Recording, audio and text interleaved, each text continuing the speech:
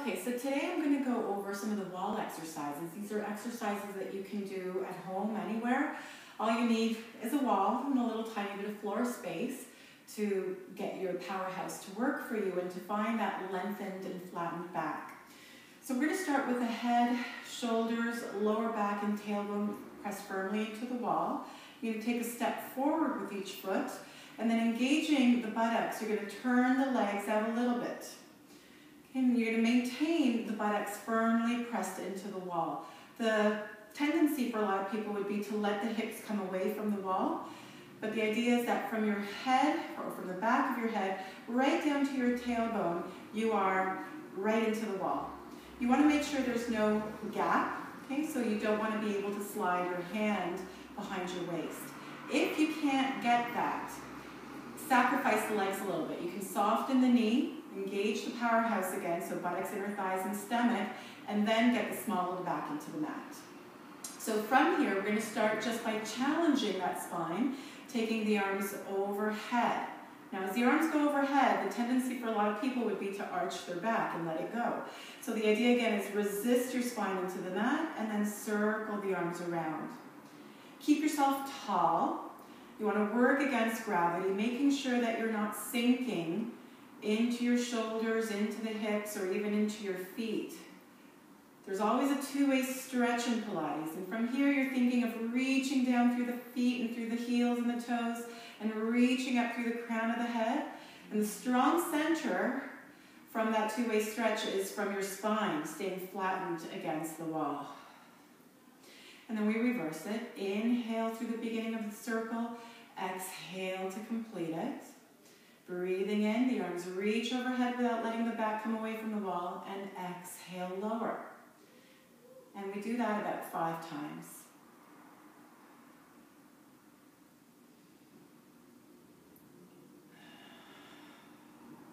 And one more for me.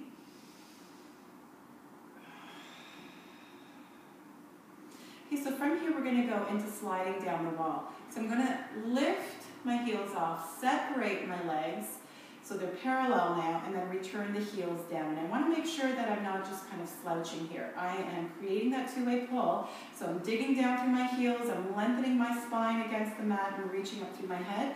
And again, I want to make sure that low back does not come away from the wall. So I'm finding that abdominal scoop.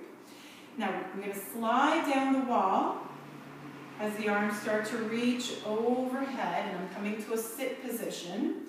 And then I'm going to allow my spine to slide up the wall as I press into my heels and lower the arms down.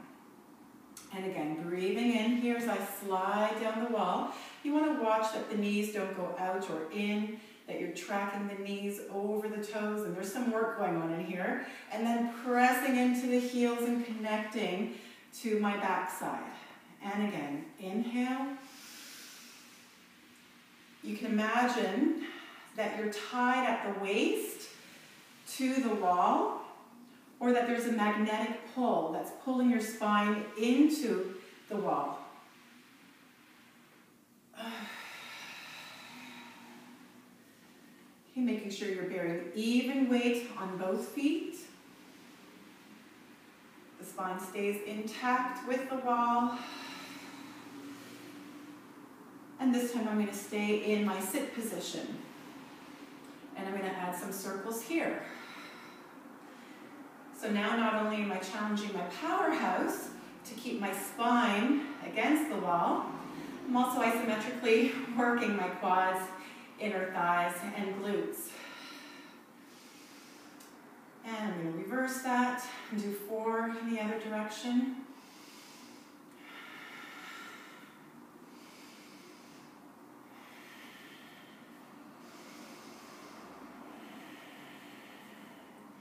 And I'm going to slide back up. Hard work.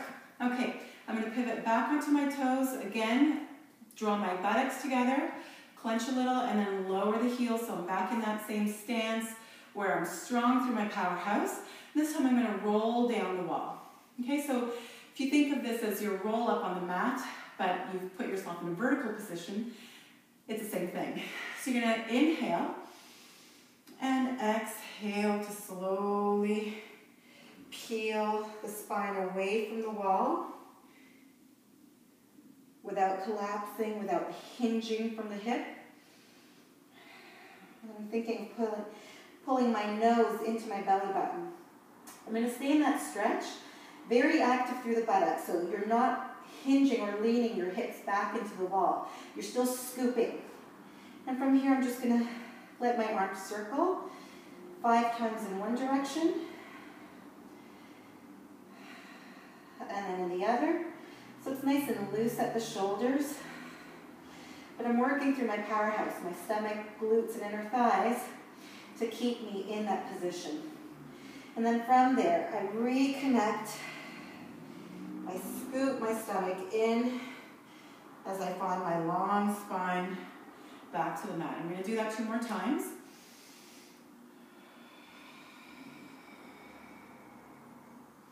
You can think of prying your spine out of cement. Not fully hardened cement, but where it's starting to set so that there's some work in pulling the spine out of that surface. And I'm feeling my stomach really working here. It's starting to actually want to really deepen the contraction.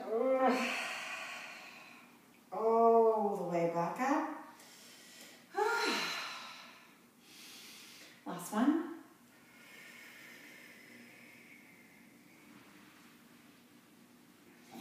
Pulling the tail between the legs, but not letting the hips come off the wall. Pulling the stomach in and looking right into the stomach.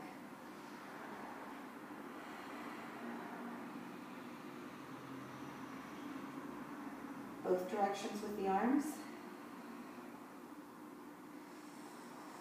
And then getting ready to slowly come back up, squeezing the buttocks, scooping the stomach.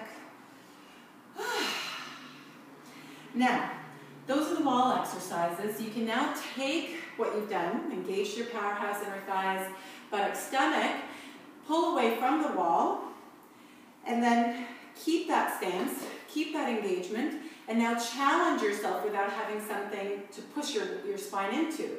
So you're keeping your spine tall and circle around. Keeping your spine lengthened as if the wall were behind you and you're not letting that small of the back come away from the wall. And then reversing.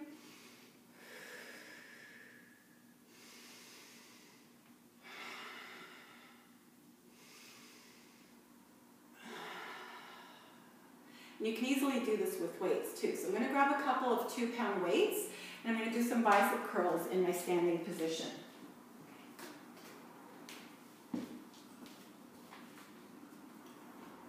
Okay, so I'm engaging the buttocks to turn the legs out a little, engaging inner thighs, stomach, and I'm going to keep my back nice and lengthened and flattened as if the wall were touching it, and I don't want any portion of it to come away from the wall. I'm going to raise my arms up to shoulder level, and I'm going to pull the hands into the shoulders without moving the elbows and reach.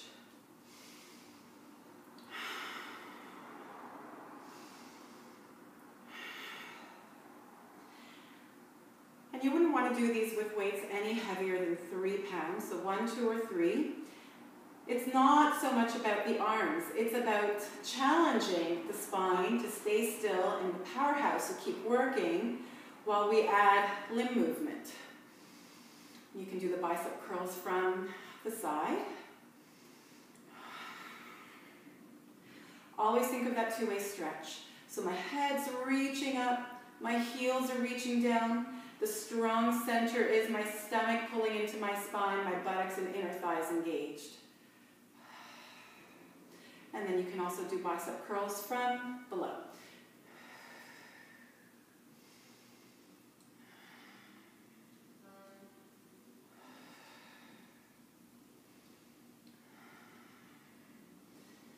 And you can do your arm circles as well with long arms. Remembering that as the arms reach overhead, the tendency is to arch and let everything go. So just keeping everything connected.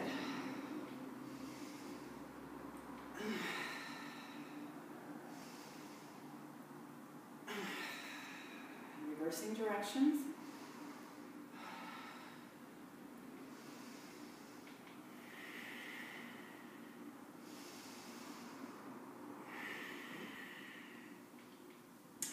And I'm just going to separate the heels now so my legs are parallel. I'm going to do a little side stretch. So I'm going to take one arm up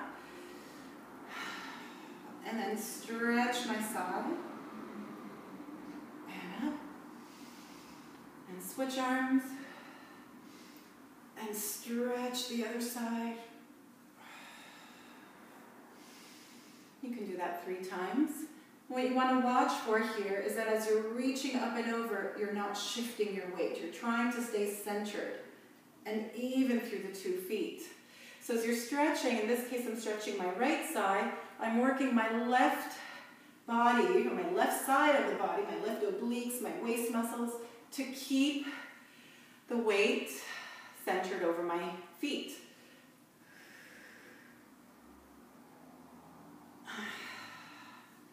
I'm just going to finish with one more.